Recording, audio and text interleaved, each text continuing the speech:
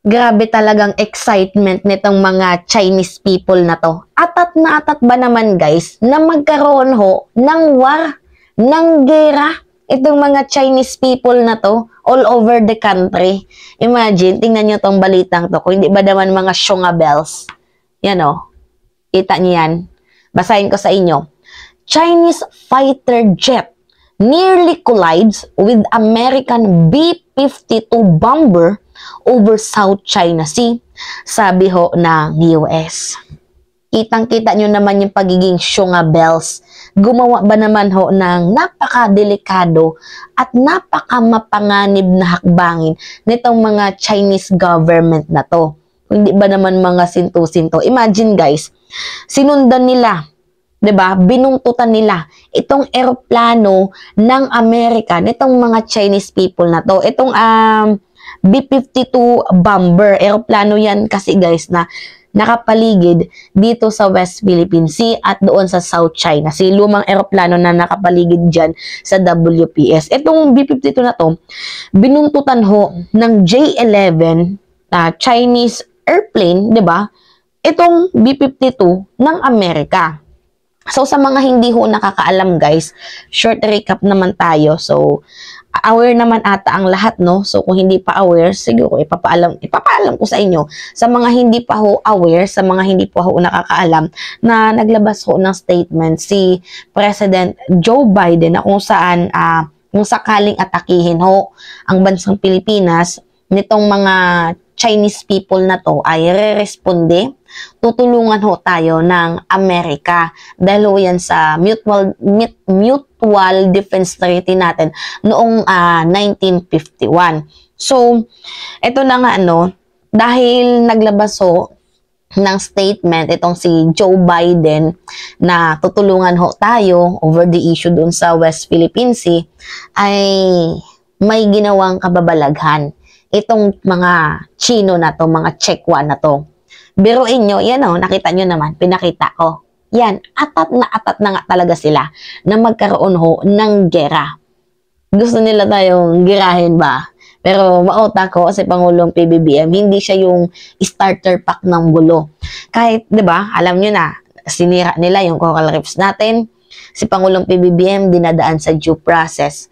Binunggo na yung barko natin, si PBBM dinadaan sa due process. At kitang-kita naman kung paano tayo kampihan ng ibang bansa. 'Di ba? Kung paano nila tayo i-defend sa ginagawang kabalbalan, kabulistugan nitong mga Chinese na to. So anyway, yun nga lang guys, basahin lang muna natin tong balita para ma-gets natin yung context ng content natin ngayon.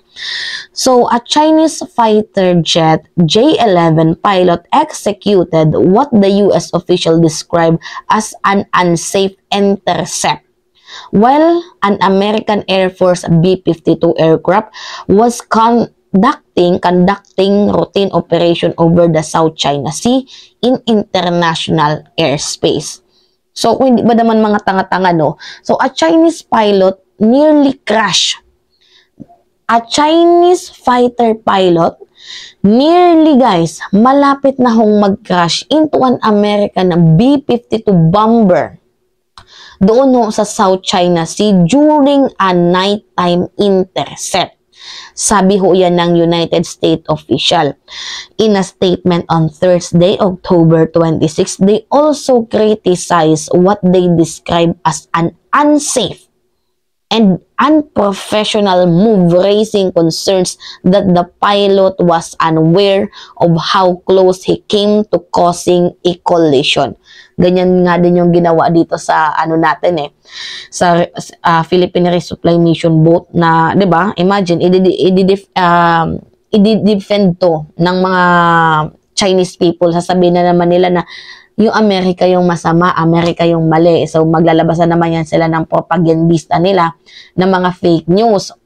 So, i-deny nila itong eksenang to. Pero anyway, di ba, ayon sa ating mga karanasan, di ba, nangyari yung Philippine Resupply Mission boat natin na kahit sila naman tong bumangga dito dahil nga sa unsafe maneuvers, ay paglabas sa news ng China, tayo yung mukhang masama.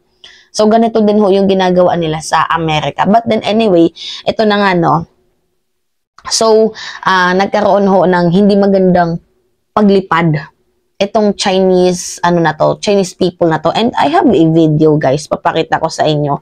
Syempre, pangit naman na magpakita tayo ng reference, ay magpakita tayo ng article without a reference, 'di ba? Anyway, ito yung video, guys. Yan. Tingnan nyo na lang. Oh. Dalawa po yan, guys. Black and white. Hindi siya malinaw, pero dalawa yan sila, guys. Kita nyo, tingnan nyo. 'Di ba? Magkadikit. 10 feet lang ata yung layo. Kamuntik-muntikan pa silang magbanggaan.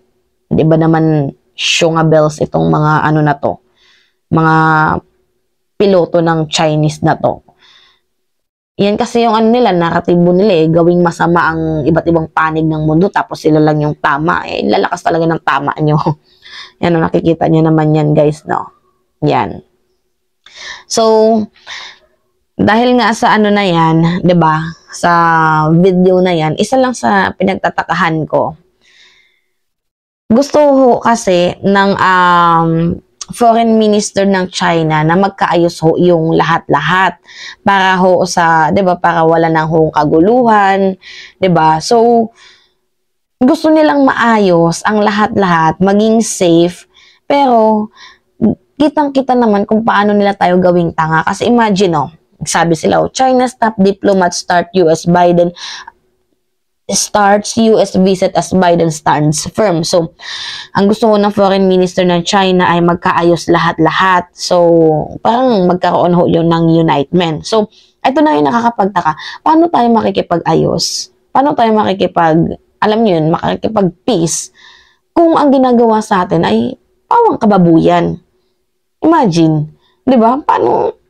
Kaloka. Sabi din sa balita, China's top diplomat open talks Thursday in Washington as he readies a potential summit between President Xi Jinping and Joe Biden, who ahead of talks vowed to defend Asian allies. So tayo ho yung Asian allies na yun. Kasi 'di ba, sinabi ni Joe Biden, if pakialaman tayo at atakihin tayo ng China, ay agad-agaran sila magpapahatid ng tulong because of mutual defense treaty natin noong 1951. So dahil nga sa balitang yun, nagalit ata itong mga Chinese people na to, and then sinundan nila yung airplane B-52 bomber ng Amerika. At the same time, habang ginagawa nila yun, gusto nilang makipag-ayos sa atin. Diba? Napaka-double standard. Gusto nilang makipag-ayos habang yung B-52 bomber na airplane ng Amerika ay kanilang ginigit-git.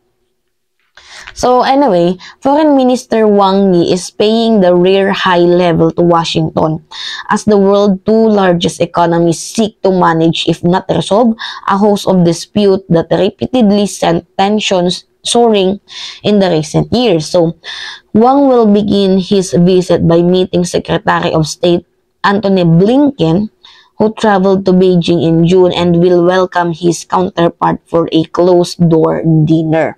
So, ito na nga, malinaw naman na gusto hong makipag-ayos nitong Chinese foreign minister ng China dito ho sa USA. Pero ito nga lang yung tanong, gusto nyong makipag-ayos, pero bakit nyo naman sinundan? Bakit naman gumawa kayo ng napakamapanganib na moves? Diba? Sinundan nyo 10 feet apart. Itong B-52 airplane ng Amerika. So, what does it mean? Naglalabas kayo ng pwersa nyo. So, ang pinangugutan talaga dito is because yung statement ni Joe Biden na tutulungan tayo. So, nagiging maingat din ho actually sa kilos itong mga Chinese people na to. Pero, sa sobrang nilang diba, nakakaloka. Nasobrahan yung kanilang pagiging gaga bells, shunga bells. So, anyway guys, yun. Gusto ko lang i-share sa inyo na parang gusto talaga nilang maghanap na ng gera. Gusto na nilang maghanap ng gulo. Which is hindi naman dapat. So, starter pack sila ng away na dapat wag talagang tularan. Anyway guys, na-share ko lang sa inyo para ho, diba, meron tayong update. So anyway, yun lamang ho, at it's me again, si Mima Alicia, nyo tagbabalik ulit para sa ating panibagong video.